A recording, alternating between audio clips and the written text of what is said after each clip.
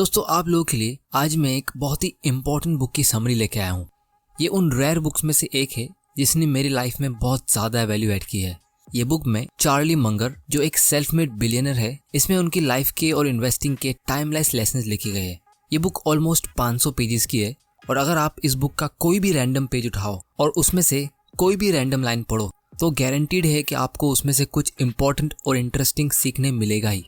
पर दोस्तों इंडिया में ये बुक शायद इतनी फेमस नहीं है क्योंकि ये इंडियन रुपीस में थोड़ी महंगी है और रीड करने में थोड़ी डिफिकल्ट भी। लेकिन इस बुक में जितनी आपको वैल्यू मिलेगी वो इसके प्राइस के मुकाबले बहुत ज़्यादा है। तो अगर आपने ये बुक रीड नहीं की है तो आपके लिए ये वीडियो बहुत ज़्यादा इंपॉर्टेंट है और ये चीज़ आपको वीडियो के एंड होने से पहले पता चल जाएगी कि इसमें कितनी ज़्यादा वैल्यू है। तो वीडियो को एंड तक देख लेना क्योंकि इस वैल्यूएबल बुक से आज मैं कुछ वैल्यूएबल लेसन्स शेयर करने वाला हूँ रिगार्डिंग मनी, इन्वेस्टिंग और माइंडसेट, वो भी सिंपल लैंग्वेज में। तो चलिए शुरू करते हैं। दोस्तों सबसे पहले हम बात करते हैं चार्ली मंगर के इन्वेस्टिंग प्रिंसिपल्स के बारे में। सबसे पहला, invert always invert. Charlie Munger की एक बहुत ही फेमस लाइन है जिसमें वो कहते हैं all I want to know is where I am going to die so I will never go there. मतलब जब आपको पता है कि स्टॉक मार्केट में लॉस होने के चांसेस ज़्यादा होते हैं और लोग स्टॉक से डरते हैं तो फिर आप ज़्यादा प्रॉफिट्स के पीछे क्यों भाग रहे हो? आप इसके बदले उसका उल्टा सोचने की कोशिश करो।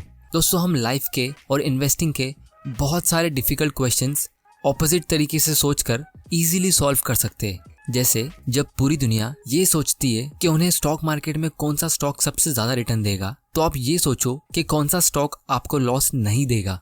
क्योंकि हम अपने पैसों को रातों रात बढ़ा नहीं सकते लेकिन अपने पेशेंस को ज़रूर बढ़ा सकते हैं। या फिर अगर हम रियल लाइफ की बात करें तो जहाँ पूरी दुनिया ये सोचती है कि ऐसी कौन सी चीज़ें उनकी लाइफ में वो ज़्यादा करके ज़्यादा खुश हो सकते हैं, तो आप ये सोचो कि कौन सी चीज़ें आपकी लाइफ में ज़्यादा प्रॉब्लम्स क्रिएट कर रही है। जैसे लोग लोन लेके बहुत ज़्यादा स्ट्रेसफुल होते हैं तो आपको हैप्पीनेस के लिए ज़्यादा चीज़ें नहीं करनी है, आपको उल्टा सोचना है और वैसी बड़ी बड़ी मिस्टेक्स अवॉइड करनी है। तो अगर आप लाइफ में और इन्वेस्टिंग में कंटिन्यूसली ऐसी बड़ी मिस्टेक्स अवॉइड करोगे तो चांसेस है कि आप ऑटोमेटिकली अमीर बनोगे और एक अच्छी लाइफ जियोगे। दूसरा, betting on business is much better than betting on management. Charlie Munger के हिसाब से आपको कंपनी के बिजनेस पे बेट करना चाहिए, यानी उसका बिजनेस मॉडल उसके मैनेजमेंट से ज़्यादा अच्छा होना चाहिए क्योंकि कंपनी का मैनेजमेंट चेंज होता रहता है लेकिन बिजनेस और बिजनेस मॉडल लॉन्ग टर्म तक हमेशा वैसा ही रहता है।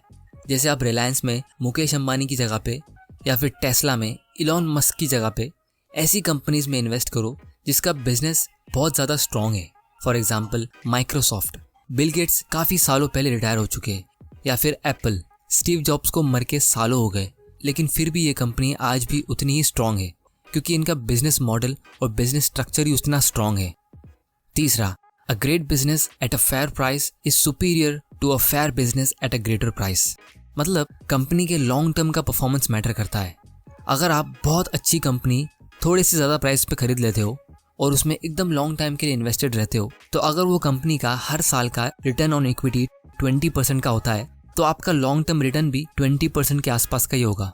तो अगर आप उस अच्छी कंपनी को खरीदने के लिए थोड़ा सा ओवर पे भी कर लेते हो तो भी चल जाएगा।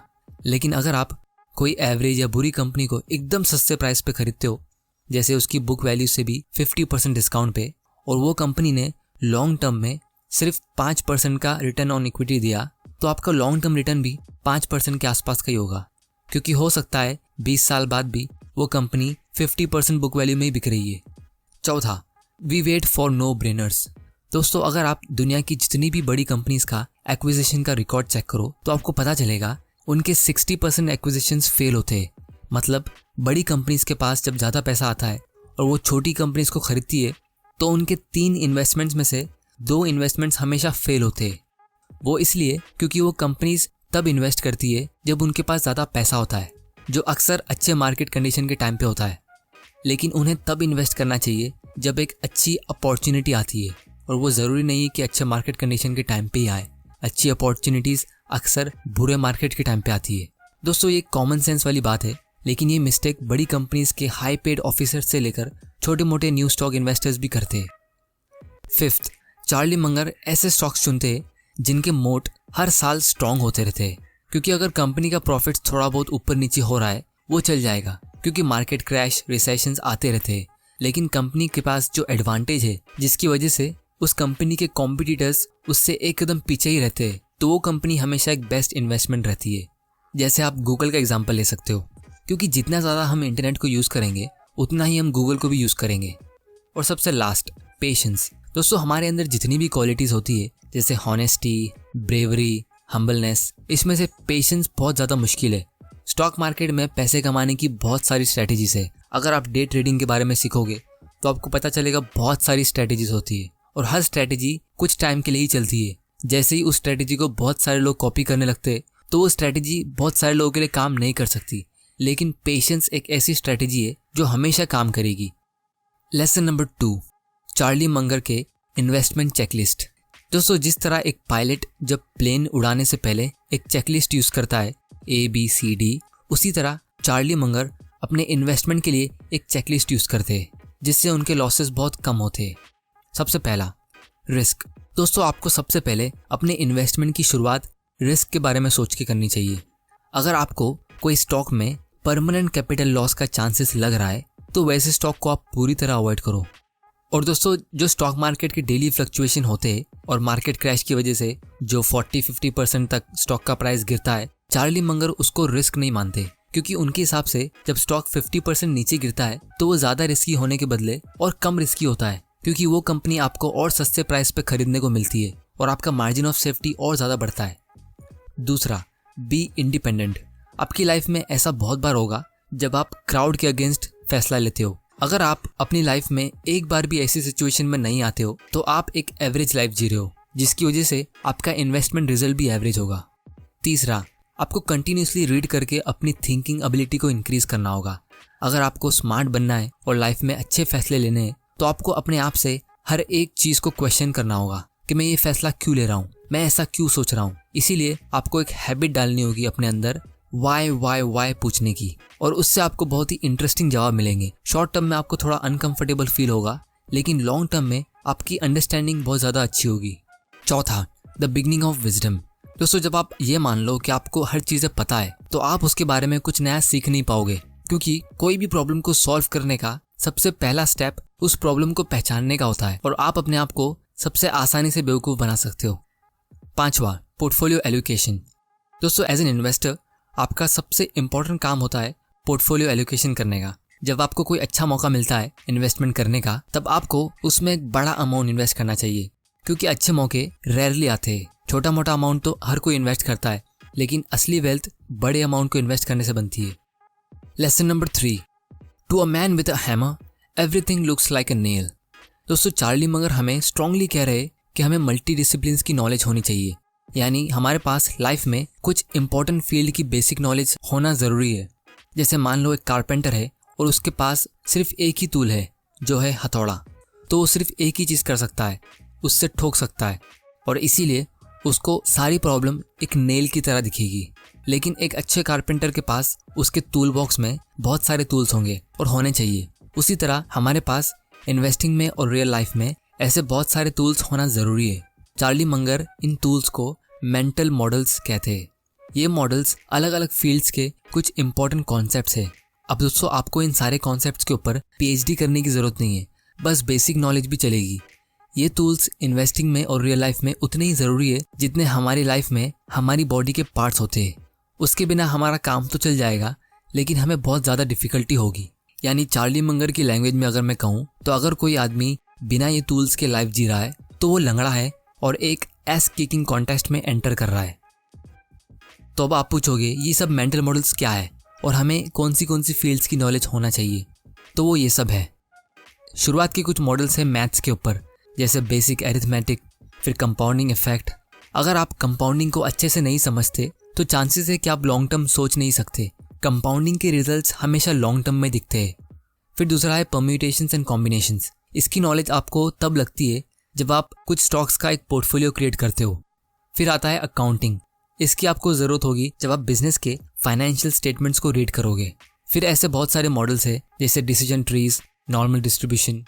फिर दोस्तों, हमें साइकोलॉजी के कुछ मेंटल मॉडल सीखना चाहिए, जैसे incentive cost bias, consistency principle, social proof, sunk cost, first conclusion bias, etcetera etcetera. फिर इंजीनियरिंग से जैसे backup system, break points, margin of safety. फिर इकोनॉमिक्स में से जैसे advantage of scale, wealth effect, opportunity cost, tragedy of the commons, comparative advantage in trade. और फिर markets में जैसे technology, competitive destructions, parimutuel system, mister market, cancer surgery formula.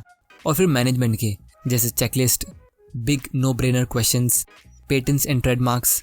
फिर biology के जैसे नेचुरल सिलेक्शन, फीडबैक लूप्स। और फिर statistics, philosophy और हिस्ट्री। अब दोस्तों इन सारे मेंटल मॉडल्स के ऊपर मैं अलग अलग करके डिटेल्स वीडियो बनाने वाला हूँ, ताकि आप भी अपनी इन्वेस्टिंग की नॉलेज को इम्प्रूव कर सको और अपनी लाइफ में अच्छे फैसले ले सको। क्योंकि दोस्तों जब आप इन मॉडल्स को सीख लेते हो तो ये सब कंबाइन होते हैं और इसके कॉम्बिनेशन से आप काफ़ी बेहतर फैसले ले सकते हो अपनी लाइफ में, जिसको चार्ली मंगर कहते हैं लूलापलूजा इफेक्ट। अब दोस्तों थोड़ी देर में हम एक रियल एग्जाम्पल के बारे में बात करने वाले, जिसमें इसमें से बहुत सारे मेंटल मॉडल्स के बारे में हम रियल लाइफ एप्लीकेशन सीखेंगे। क्योंकि दोस्तों हमारे एजुकेशन सिस्टम की एक प्रॉब्लम है कि हमें ये सब इंपॉर्टेंट कॉन्सेप्ट्स को स्कूल में सीखने नहीं मिलता है। क्योंकि जब हम कोई एक फील्ड की पढ़ाई करते हैं तो हमें सिर्फ उसके ही कॉन्सेप्ट सीखने मिलते हैं। जैसे अगर आपने इंजीनियरिंग की है तो आपको मैथ्स के मॉडल्स अच्छे से पता होंगे, और अगर आपने साइकोलॉजी की पढ़ाई की है तो आपको साइकोलॉजी की अच्छी नॉलेज होगी, लेकिन आपको कंपाउंडिंग के बारे में कुछ नहीं पता होगा, तो आपको वो अलग से सीखना होगा।